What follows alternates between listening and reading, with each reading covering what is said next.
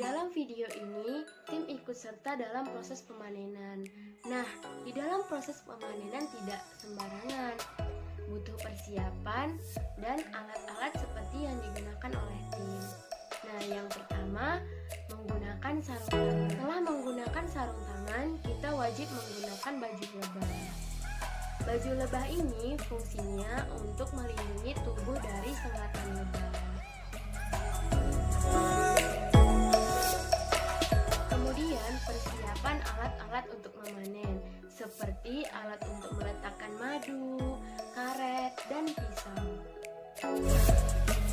Manajemen pemanenan. Yang pertama, bersihkan ranting-ranting yang berada di sekitaran stum. Yang kedua, ambil sisiran yang berada di dalam stum, kemudian singkirkan lebah secara perlahan agar tidak menutupi sarang madu.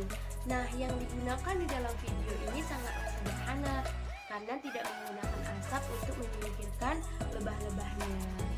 Yang ketiga, potong bagian bawah sarang madu yang berisi dengan larva.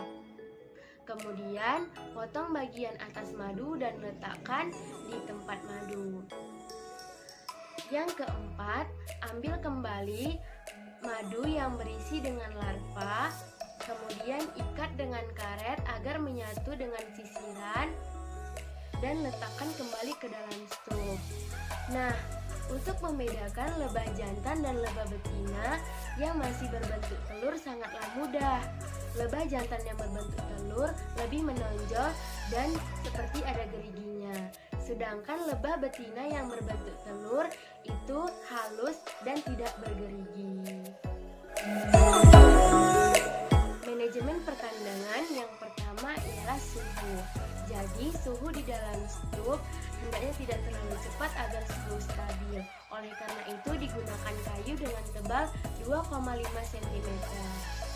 Yang kedua, ketahanan terhadap iklim. Jadi bahan yang digunakan harus tahan terhadap hujan, panas, dan cuaca yang selalu berubah-ubah.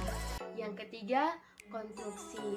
Jadi bahan yang digunakan di dalam video ini terdapat dari kayu durian dan stup dari beton. Setiap tahunnya stup-stup ini akan dievaluasi. Nah, sehingga munculnya ide-ide untuk membuatnya dari beton dengan panjang 40 cm, lebar 30 cm, dan tinggi 80 cm. Semen pakan. Nah, untuk pakannya sendiri tidak perlu repot-repot karena lebah termasuk hewan yang sangat mandiri loh. Karena lebah mencari makannya sendiri dan mengumpulkan makannya sendiri. Nah, untuk pakan di dalam video ini terdiri dari bunga seperti bunga kaliandri, bunga trompet, dan bunga hati.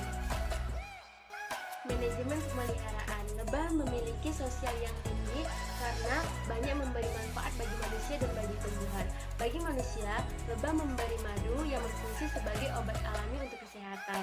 Sedangkan bagi tumbuhan, lebah membantu proses penyerbukan atau polinasi. Lebah memiliki banyak keistimewaan loh. Keistimewaan lebah yaitu melaksanakan tugas yang tertata sesuai dengan kastanya masing-masing. Jadi, dalam koloni lebah ada sebuah kerajaan yang terdiri atas ratu lebah, lebah jantan, dan lebah pekerja. Manajemen pemeliharaan. Untuk pemeliharaan dalam video ini sangat sederhana, seperti sanitasi, tindakan perfektif, dan perawatannya. Dalam video ini hanya perlu memotong pohon-pohon yang rantingnya mulai tertutup stup lebah. Kemudian membersihkan setiap frame atau sisiran yang ada di dalam stup. Selanjutnya diserahkan pada lebah. Manajemen pembibitan. Dalam video ini tidak perlu repot-repot untuk mengawinkan lebahnya karena ratu lebah akan kawin 15 hari setelah bertelur dan siap menghasilkan 2000 butir telur per musimnya. Manajemen produk dan pemasaran. Produk yang dihasilkan lebah sangat banyak dan bermanfaat bagi kesehatan. Yang pertama madu, yang kedua royal jelly, yang ketiga polen, yang keempat lilin lebah uran, Yang kelima, propolis. Dalam video ini, sarang lebah dijual seharga 200.000 per kilo, madu seharga 150.000 per botol, satu koloni lebah beserta stupnya seharga 1 juta. Dalam video ini, proses penyaringan sarang madu menjadi madu menggunakan cara tradisional.